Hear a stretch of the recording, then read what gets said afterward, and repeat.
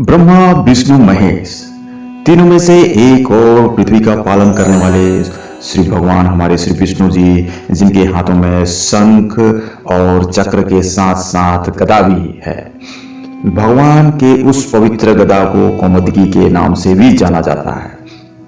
कुरुक्षेत्र में गीता उपदेश के समय विकराल रूप धारण करते हुए श्री कृष्ण ने कौमुदगी गदा को धारण किया था। तिरुपल्ली महावली मंदिर में भीम का विशालकाय गदा रखा हुआ स्थापित है। भले ही दोस्तों आज गदा पहलवानी और अखाड़े तक सीमित रह गया है, लेकिन प्राचीन काल में गदा को बहुत ही महत्वपूर्ण योगदान रहा। रामायण से लेकर के महाभारत तक गदा धर्म की स्थापना के लिए बहुत ही अहम महत्वपूर्ण अस्त्र था।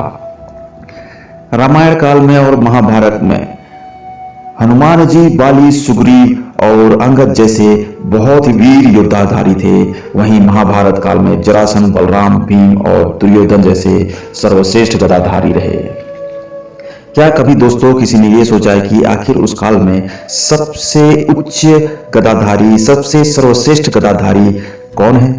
तो आज हम दोस्तों इस वीडियो के माध्यम से बताएंगे कि आखिर उस समय सबसे सर्वोत्तम गदाधारी कौन रहा। दोस्तों रामायण काल हनुमान जी के अलावा बाली को भी सर्वश्रेष्ठ गदाधारी माना गया है।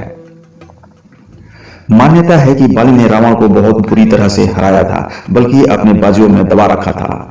वाल्मीकि रामायण के उत्तराकांड अध्याय 34 के अनुसार बाली रावण को बगल में दबाए हजारों योजन तक उड़ता रहा। इस बीच बाली ने रावण को बहुत बड़ी गंभीर चोटें पहुंचाई। रावण ने अपने बल का भरपूर उपयोग किया, लेकिन वह बाली से बच न सका। अंत में रावण की स्थिति दयनीय हो गई और बाली ने उसे स्वयं ही छोड़ दिया।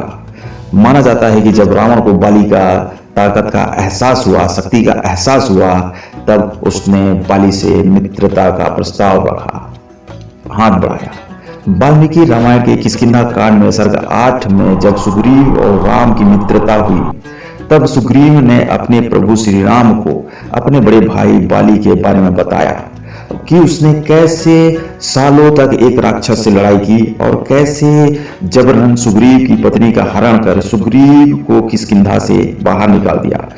दोस्तों बाली युद्ध में इतना माहिर निपुण था कि उसके समक्ष कोई भी टिक नहीं सकता था। सुग्रीव भी श्रेष्ठ योद्धा थे।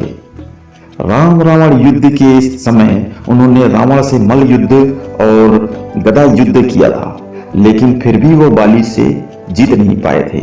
बाली को मारने के लिए सुग्रीव को श्री राम जी का सहारा लेना पड़ा था। बाली के पुत्र अंगद को भी एक श्रेष्ठ गदाधारी माना जाता है। अपने पिता के समान ही अंगद एक सर्वश्रेष्ठ गदाधारी था। वह अंगद ही था जो श्री राम की तरफ से शांति का प्रस्ताव लेकर रावण की सभा में गया था। वहां अंगद के पैर को रावण की सभा में कोई भी हिला नहीं पाया था। राम रावण के युद्ध में अंगद ने अपने जौहर का उच्चतम प्रदर्शन किया था। अगर बात की जाए महाभारत काल की सर्वश्रेष्ठ गदाधारी की, तो सबसे पहले नाम जरासंध का आता है। जरासंध कंस का ससुर और मगध का राजा। जरासंध महाभारत काल का एक सर्वश्रेष्ठ योद्धा गदाधारी था। उसकी युद्ध के समान कोई दूसरा नहीं था। कंस की मृत्यु का बदला लेने के लिए जरासंध ने मथुरा पर कई बार आक्रमण किया, बचना पड़ा। इससे जरासंध की शक्तियों का पता चलता है। जरासंध ने उस समय ज्यादातर राजाओं को बंदी बना लिया था। वो 101 राजाओं की बलि देकर के सम्राट बनना चाहता था। अंत में श्री कृष्ण की सहायता से भीम ने जरासंध का वध किया। अब यहां सिद्ध होता है कि भीम जरासंध से सर्वश्रेष्ठ योद्धा था। कुंती पुत्र भीम में हजारों हाथियों का ताकत था और उन्होंने अनेक राक्षसों का वध किया था। महाभारत के युद्ध में भीम ने अनेक योद्धाओं को मार गिराया था। दुर्योधन भी गदाधारी सर्वश्रेष्ठ था और भीम का मुख्य प्रतिनिधि भी था। वो भीम के समान ही सर्वश्रेष्ठ गदाधारी था। दुर्योधन को मारना इतना भी आसान नहीं था। युद्ध के अंत में गांधारी के प्रताप से दुर्योधन का शरीर वज्र के समान हो गया था। तब दुर्योधन ने भीम की हालत खराब कर दी थी। तभी श्री कृष्ण के कहने पर भीम ने दुर्योधन के कमर के नीचे प्रहार कर उसे मार गिराया था।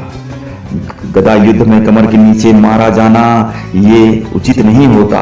ये सब देख बलराम क्रोधित हो उठे थे, क्योंकि दुर्योधन उन्हीं का शिष्य था।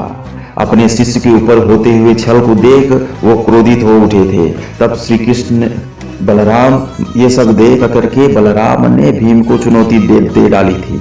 यह सब देख श्री कृष्ण ने मध्यस्थता की और बलराम वहां से चले गए। बलराम भीम से श्रेष्ठ गदाधारी थे, ये बात श्री कृष्ण भी भली भांति जानते थे।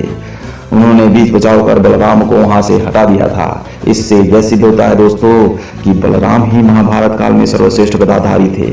लेकिन बलराम जी भी किसी गदाधारी से हारे थे और पुराणों में उसे ही सर्वश्रेष्ठ गदाधारी मानते हैं। तो फिर कौन था वो सर्वश्रेष्ठ गदाधारी जिसने बलराम को भी हराया था? चलिए आइए जानते हैं। दोस्तों, आप ये बात तो भली भांति जानते होंगे, जब अर्जुन भीम बलराम को अपने श्रेष्ठ होने का अभिमान हो गया था, तब श्री कृष्ण के कहने पर हनुमान जी ने अर्जुन और भीम को बल्कि बलराम को भी हराया था और उनका अहंकार नष्ट किया था। जी हाँ दोस्तों, कृष्ण लीला के अंतर्गत हनुमान जी ही सर्वश्रेष्ठ गदाधारी हैं। बोलो सिया रामचंद्र की जय, बोलो बजरंग बली की जय, पवन पुत्र हनुमान की जय। जय श्री राम।